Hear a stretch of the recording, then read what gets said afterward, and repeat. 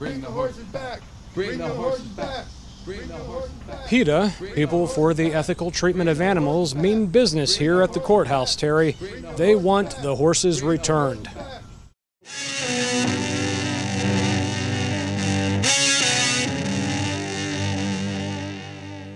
That was pretty amazing. By the way, Dansandoa is on our special effects box. You just saw him. He's going to be on later in the show to play us another song. The PETA sketch was, I mean it. I wish they would have brought the horses back. This is the Terry Lee Show. You got us here every Friday night at 11, Saturday nights at 10 o'clock. You never know what you're going to quite find. And tonight we're celebrating our 6-year, 2-month anniversary of the Terry Lee Show. So we're just having a lot of fun making a mess, graffiti everywhere, bringing guests on, having a table, dining people. Lama Pema and Sita also joining us. And we may have another guest at the table. And our next musical guest right now is Brandon Ray Brewer. Let's bring him on here. He's already here, ready to grace our stage and to be a part of our audience. How you doing, Brandon? I'm well, thank you for asking. Fabulous. You have your doggy, Pony Boy Curtis. Yeah, this is Pony Boy. And he's loving the cold floor, man. I think he's a big sucker for air conditioning, you know. Yeah, man, and this is it right in here. It's only a couple of years ago, there was no air conditioning in here. So it's massive improvement. Thank you, David. I believe that, yeah. And you're coming in, where are you from? I'm from Godley, Texas. It's like smack dab in the middle. But recently I was in Maine playing music and just traveling. And then I came down here this past winter and wrecked my car. So I've been stuck here since. But I bought the car playing music in the street. So I figured I'd just do that again and buy a new one. Well, you know, like, doesn't see, if I've already done it, it shouldn't be that hard. You know? No, you can do it. And you're also, I stopped to listen to what you were doing, and I really like your style, your music, and I definitely wanted you on my show, and here you are. I appreciate you making the effort. I appreciate you inviting me. I really hope I can live up to your standard. I have a little horse right now, but I'll do my best. You know? Oh, you're great. And then Pony Boy Curtis, Pony Boy Curtis. It's just a classic. He's 20? 19 and a half. He turns 20 on Thanksgiving. That's a blessing, man. Thank you very much. That's actually what happened to my hands. Was August 1st, 2010. I was riding freight trains from Chicago to Ann Arbor for a festival called Punk Week in Ann Arbor, Michigan. Long story short, I had been drinking. I caught the wrong train, and I tie his leash to my belt when I ride trains, and he went taut and fell through a hole. I pulled him out, threw him off, threw my stuff off, went to jump off, and then slipped and fell. My legs fell through the same hole, and then the ties grabbed my boots and yanked me underneath of it. I got stuck under the train for a day and a half. Wow. Congratulations for being here and being alive. Thank you. Yeah, I got sweet gang signs. Check it. East Coast. That's all I have. That's the only one I can do. But, you know. Well, you know what? So many people don't make it out of those kind of accidents. Yeah, no, absolutely. Like, I have a lot of friends. It's funny. I have a friend that used to ride trains named Dice Jones. Never met the guy. Had heard a lot about him. He got hit by a train, saving him and his girlfriend's dog. Got an arm and a leg chopped off. Fast forward like 10 years, I see this guy in the woods at a rainbow gathering. I don't know if anyone's familiar, but this guy walks up to me with one arm and one leg. He's like, "What's your name, dude?" I'm like, "I'm Brandon. Everybody calls me Doggy." He's like, "I know you. You saved your dog and got hit by a train." I'm like, "Yeah. What's your name?" He's like, "I'm Dice." I'm like, "Oh shit, man, you got hit by a train saving your dogs." He's like, "Yep." And it was like a stepbrothers moment, like, "Are we best friends? Wow. You want to hang out, smoke weed, watch TV?" Like, yeah. So it was a really good time. Well, we're an animal-friendly show. I have the SPCA animals on sometimes. I try to get them on so people can see how they can help other critters that are needing a hand and That's need a actually place. how I got my nickname on the road, Doggy. It's because I would constantly find abandoned dogs and like take them. Like I think the most I had was like 4 or 5 dogs at one point. And they're like, "Why do you have all these dogs?" I'm like, "I have to find their owners. I feel bad." Like, so yeah. Good for you. Oh man, you know, it's small victories like that. You know, it's things that I know that I can change in the world and make a difference with, or what I try to do that. You know. Thank you. Justin Schroeder is on our show. He's been on before. He's now a guest host or a co-host of mine. Bob Benetta has left the building. You guys were having an interesting conversation. We were speaking earlier, yeah. I wanted you to continue that. What were you talking about a little bit with Brandon? Brandon we started talking about how we had both spent some time in Texas. I had spent some time like ages 6 to 10 in like Chrisman or Caldwell, Texas, which is in Burleson County. Burleson County, and he had yeah. mentioned that he was in the town of Burleson. In Tarrant and so that County, was yeah. that was always the discussion. You say from anybody in Texas, where are you from? Burleson County or town? You know. Well, so. I feel like Texas is big enough. You know, there's going to be a few towns with the same names. Like, where Exactly, are you from? I'm yeah. from Bridgeport. Bridgeport or Riverport? Newport. What? There's not even ports in There's Texas. ports- well, yeah. It's a landlocked state. Well, they have the Gulf, but you know. Yeah, some ports there, Corpus Christi and Brownsville, and all the way down there. So you where it's know real Texas hot. too. I have some memories of it, but anyway, he was, he In was telling Texas me. independent school districts, they hit you if you don't learn their history. No, I'm kidding. Right. Corporal punishment does exist, though. That's a real thing. There's world history, there's American history, and there's Texas Texan history, and they're all sure. 3 different courses. That's yeah. it. Me and my twin brothers started saying like, "Oh, I'm American, but I'm Texan first, and then I'm American." Like it's like a huge point of like contention down there. It's just like, Yeah. "Oh yeah, I'm Texan. You Texan? You're more American. You're more Texan." Like, you know. So it's up to everyone to decide. What's the difference, right?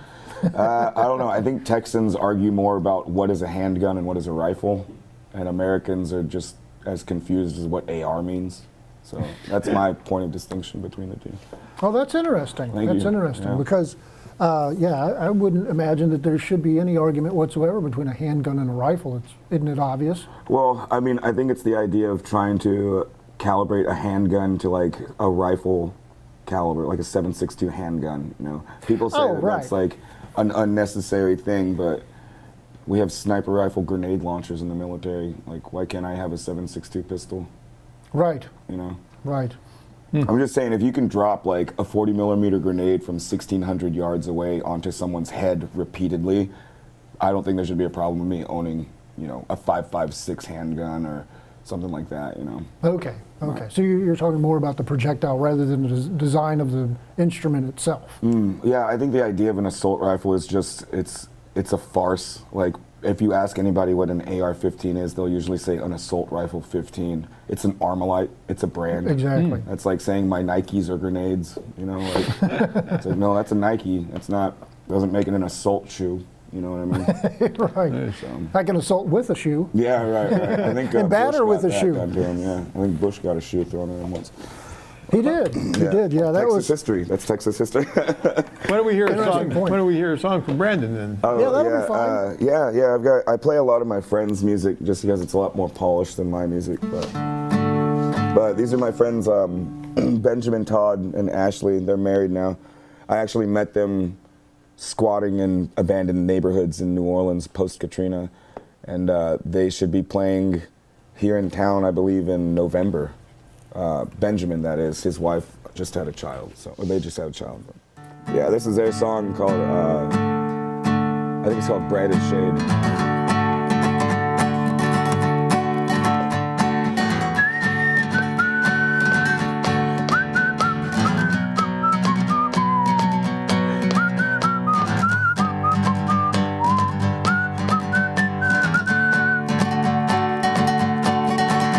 Each day I love you more. Every time I seem to open up the door, I think I could be someone that you adore, or at least better than I was. With that things will change, like the breeze on every foolish April day. I will leave, but some part of me will stay. It will drive you mad eventually.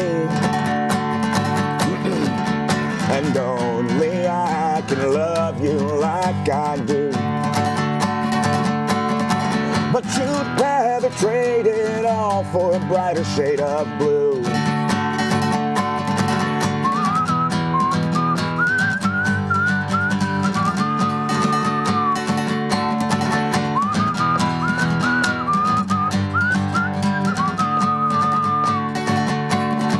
Take my hand and close your eyes.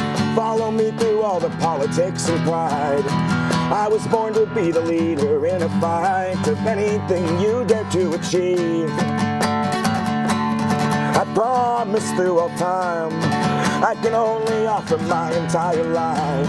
A final run be a photo and a lie. No one claims eternity,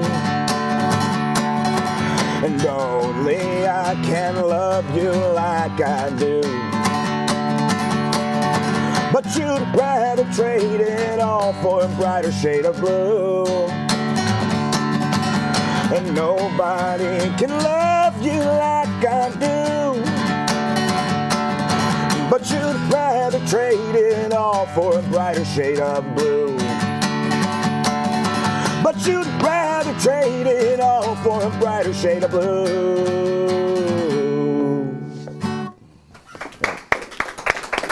Like I said, I'm a little hoarse. I'm sure I didn't do it anywhere near as much justice as the original, but there's like a fiddle in it and stuff. Never mind, whatever.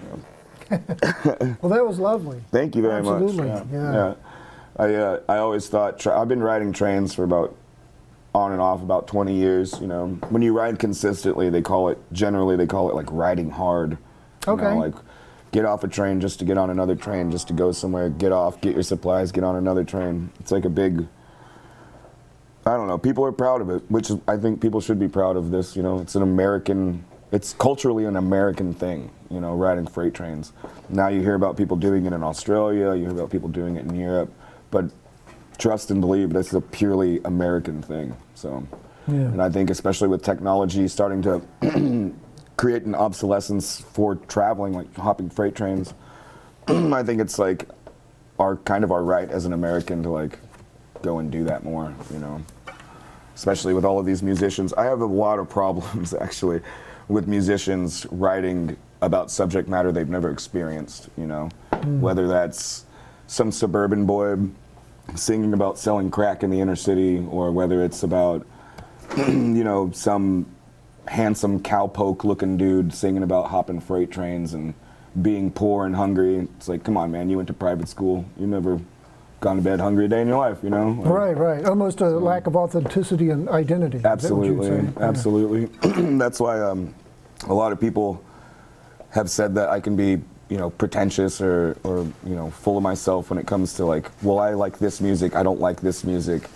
And that they're like, well, what's the, you know, I think you just have too high a standard. It's like, I think we owe it to ourselves, especially as musicians and consumers of media, to like have it like a valid, true experience, you know, like A matter of discernment, you'd say. Absolutely, yeah. Because our choices, wouldn't you say, might be more reflective of ourselves and our personality. I mean, that's what makes us us. Yeah. You know, if we all homogenize and like all the same things, who are we? Absolutely, yeah. I think that discernment between, like, you know, say like a film or a movie, you know, like most people probably wouldn't think there is a difference, you know, but I think one of them carries more weight, like artistically, so to speak. Oh, sure, yeah, I'm with you there. Yeah, I like, as you would say, films and movies and a distinction between the two. Yeah, there's some things I watch because they're a cheap laugh. Yeah, and there's some things I want to watch for the artistic value. Yeah. What is the writer or the director trying to lead me to believe? What is the story they're trying to tell? Yeah, that's exactly how, that's a very good way to put it. Like, yeah. So you were talking earlier when we were discussing between shots the culture of train riding, maybe a little of the history of it, how things have changed, what we may see that may tie in with that authenticity theme. I absolutely believe it does. Like this didn't, when I started doing this, it wasn't like I'm going to make art, I'm going to write my music, I'm going to, you know, be like an American hobo. I started doing it because I wanted to find a cute girl and I didn't have a house, so. Don't we all do things for finding a cute girl? I mean, if that's our interest. Sometimes a cute boy, but it depends, you know. Sure. I'm honestly, I'm just greedy, so. You'll take one of each. Okay. As long as you're nice to me, that's pretty much the only thing. Just be nice to me, like. Be nice to me, like. There's a lot of value in that currency, isn't it? Kindness. Yeah. Kindness and care. Yeah. I've always said because when you travel with a partner, you know, it's like being married, essentially. You're spending every waking moment with that person. The only other person that you're trying to help or take care of or protect is literally like your significant other. So, and then, like, sorry, I just lost my train of thought. That's okay. This is the worst part about smoking a lot of reefer. It's like I'll be totally into what I'm saying and like, what are we talking about again? Like, that's all right. We got to change the channel sometime, right? Yeah, sure. Yeah. So what the song that you played for us first was absolutely wonderful. What would you move to next as a song to play for us?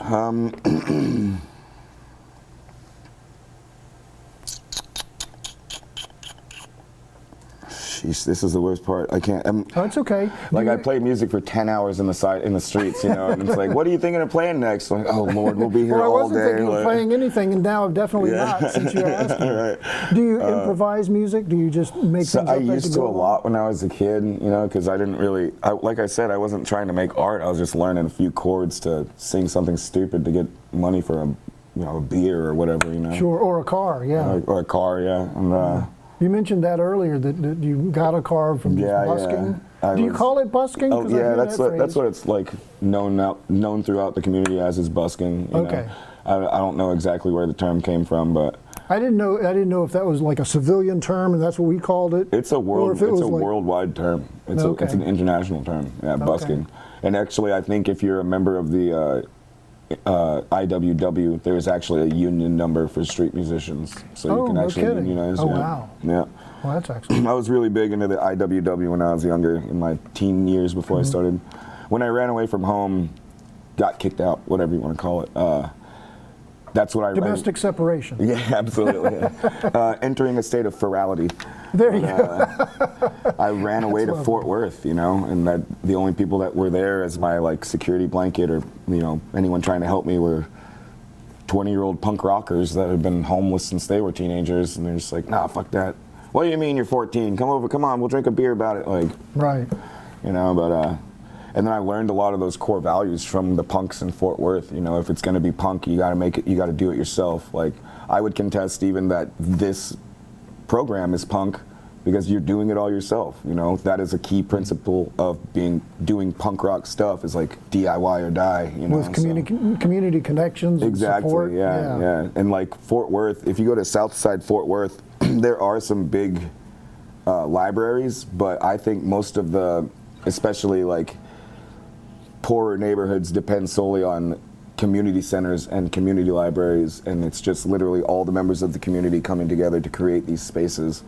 And that to me was punk, you know, like being in your neighborhood, being in your community, like being a participating member of that community, destroying backyards of concrete in order to plant edible plants, you know, like growing crops in backyards. Like that's punk to me.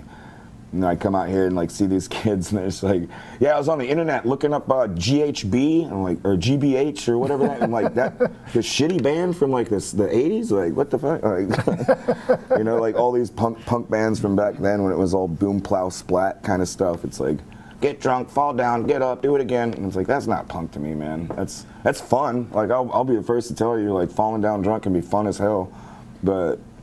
Yeah, not all the time, you know. It's not. You can't make a movement and just get wasted and party all day, you know. How long have you been playing guitar? I initially started when I was, I want to say probably 10, but I'm the youngest of 4 boys, so anytime I'd touch my older brother's instruments, I'd get a beating. So. Well, I'm a big fan of Woody Guthrie, and he did a lot of train riding. Yeah. And he wrote a lot of great songs train riding. Absolutely. And he's a legend, and I think that you have a really good sound. And we'd love to hear another song or two. Yeah, I just learned this one. I'm gonna let you in on a secret. Most of the songs I learned to cover are from pretty like attractive people, and they're just like, "You would sound so good singing this." Nah, that's stupid. And then I play it. I'm like, "Crap, this is fun, and I like it, and it sounds really good." So. And they were right. Yeah, absolutely. So now, you know, ever since however long ago, I'm like, if you recommend it, I'll probably learn how to play it. Like, everybody's got a lot better judgment than I do, apparently. So. I think that's an artist thing. I think, and that's just been my experience as Absolutely. from talking to artists and learning about artists. It's just like, well, I didn't know, and I thought this, and then 3 people talked to me in the studio, and they decided we're going to do it this way and give it a try, and I tried it and I loved it. So I hear those stories a lot. So maybe it's just too close to the source for an artist. Yeah, I mean, it's like they always say, you're your own worst critic. You know? Sure. Like you're only ever going to be as hardest on yourself, kind of stuff. So. Sure. What you looking up over there? The chords for Wondering Why. I'm almost signed into the Wi-Fi. And John Hall just stepped into the building. Why don't you have a seat at our dining room table, John? Then we can have you on the set. And you've been in the Okay. Here we go. Charlottesville community television for many years, so This one gets a little loud. I we don't know will if give you you've, table service in a minute. I don't know if you guys have noticed, but when I sing softer, I can't hit as many notes, especially with my voice like this. We're with Brandon Ray Brewer. He's playing with us today on our show, and let's continue on now. Sure. Here's another Yeah. song. This is a song by the Red Clay Strays. Special person told me to learn it, so I did. She come from Silver Spoon, Golden Room, private school, never miss Sunday church. I come from blue collar, low dollar, out here where concrete meets old red dirt.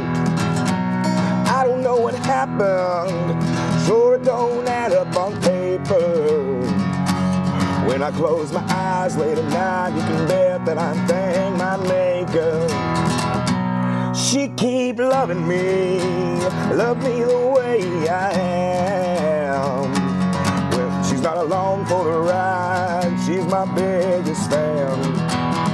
It's a little piece of heaven when we lay down at night. She keeps loving me and I keep wondering why. She's got a wicked smile, angel eyes, every guy wanna hold her close. She's prettier than sin or the sun rising up on the Texas Gulf Coast. She keep loving me, love me the way I am. She's not along for the ride, she's my biggest fan. It's a little piece of heaven when we lay down at night. She keep loving me and I keep wondering why. Alright, alright.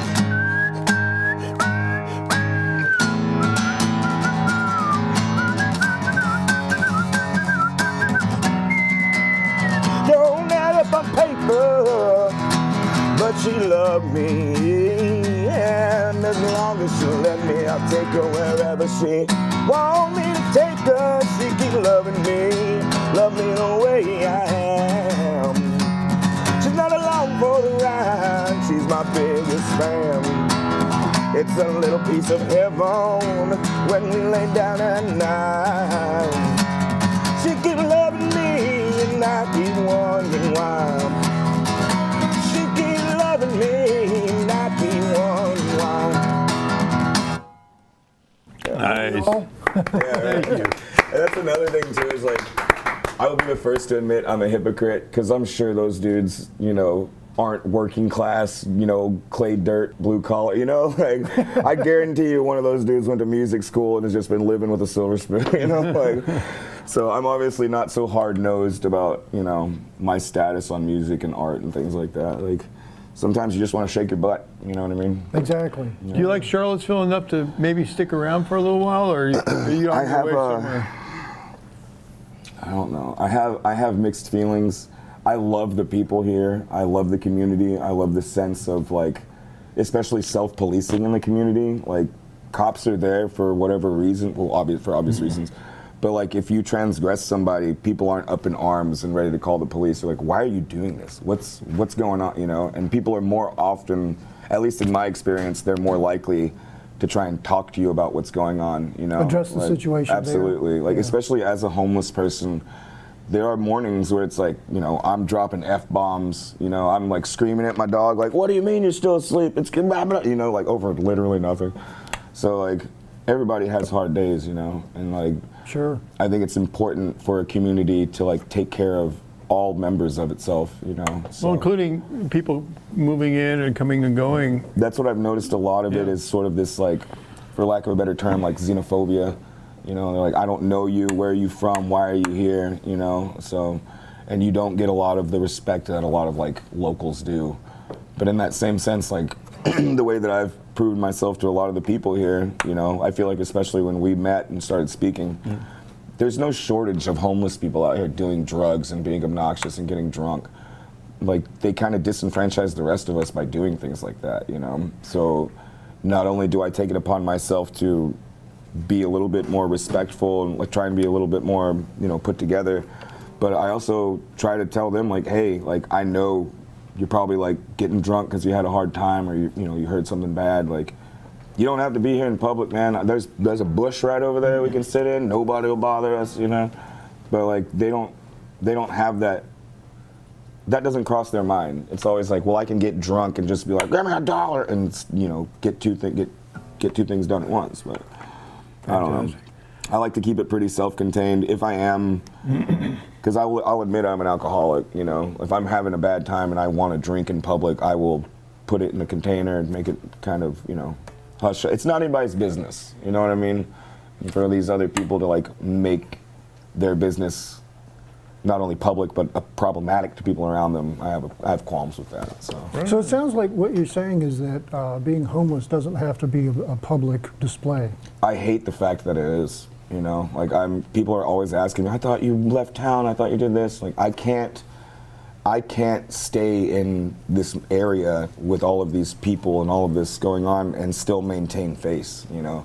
Like I've equated it a lot, often actually, to homelessness is a lot like being on a desert island or being left in the wilderness. Like exposure alone is enough to either drive you to psychosis or death, you know. So in a lot of the cases they're usually psychosis prior to death. So, and like you don't have, a lot of the times you won't have the opportunity to tell someone, hey, this is how I'm feeling. Hey, I feel like I need to go do this. If I had $1 for every time I'd almost relapsed on heroin, you know, I'd probably be independently wealthy. I wouldn't have to play music in the streets. But that being said, you know, like, I don't know, we're all our own adults, we all make our own decisions, you know, so there's only so much leeway I can give to people, especially when I want to help them. And you're only 37. Only. Crying out loud, you're young, man. That's what so people say. You got a lot of time still to do whatever and settle in or ride more trains. It sounds like someone's stepping on pasta when I get up from bed. Like, And not cooked pasta. Not cooked pasta, no sir. Spilled the pasta on the floor and now we're stepping on it. We're going to take a break. Yeah, it's funny. We're going to be right back with Brandon Ray Brewer and